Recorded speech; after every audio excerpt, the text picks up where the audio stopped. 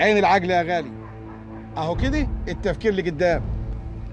على قولك محدش ضامن اللي جاي فيه ايه، وكل ما نأمن نفسينا من غدر الزمان والأندال يكون أحسن. زيادة الخير خيرين يا ابو عمو، وانا جاهز بكل طلباتك. تسليم متى وكيف؟ في اسرع وقت، وعلشان خاطر عيونك هعمل لك اكراميه كبيره قوي يا شيخ مستجاب. في دي عاد ما صدقكش، ده انت ايدك ماسكه علينا قوي يا راجل. عليا بكل الايمان اللي اعمل لك احلى اكراميه.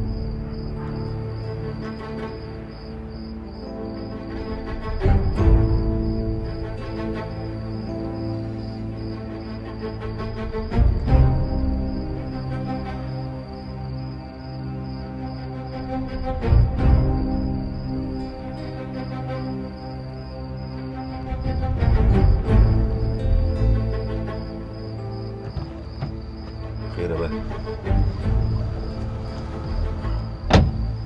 زي ما قلت لسعادتك، تحركاته بالليل رهيبه ومش مفهومه. والله يا ماهر بنوم طريق الواحات وانا ماشي ورا احساسي بيقول ان العيله دي فيها حاجه غريبه بتحصل.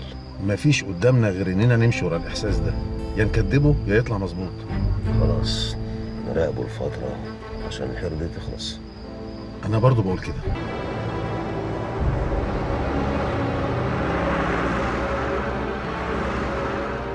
هتقول ايه؟ عربيه ماشيه وراك من ساعه ما طلعت. طب اسمع، انا ههدي سرعتي وعايزك تزود سرعتك وتعدي مني. انا هعرف حكايه العربيه دي ايه. هدي سرعتك يا عابد. حاضر.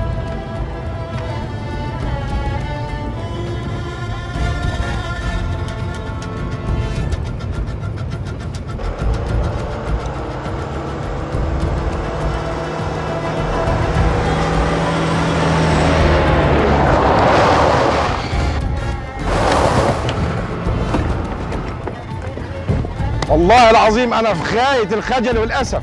احنا متاسفين يا بهوات، فرامل فلتت. الحمد لله ربنا ستر وعرفت ارفع فرامل يدي في اخر دقيقه. لا معلش الحمد لله جت سليمه. اي امر يا بهوات. لا خد بالك بقى وانت مروح امشي على مهلك، وبكره الصبح ان شاء الله شوف اي ميكانيك يشوف لك الفرامل دي. ما تاخذنيش يا باشي، انا هكمل طوالي في ورشه فاتحه طول الليل. ربنا يستر طريقنا ويستر طريقكم. السلام عليكم. اي اوامر. وعليكم السلام ورحمه الله وبركاته. مع السلامه. عابد. على مهلك يا عابد وانت ماشي. على مهلكم وربنا يستر طريقكم.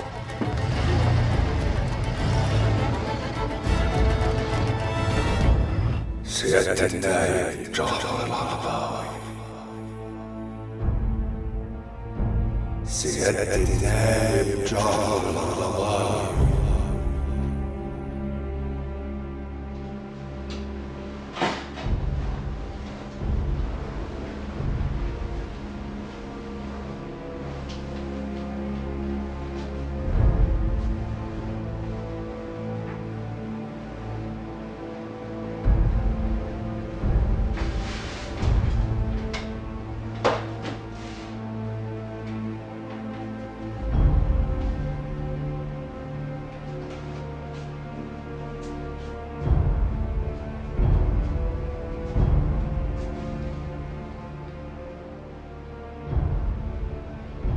سيادة النائب جعفر العرباوي.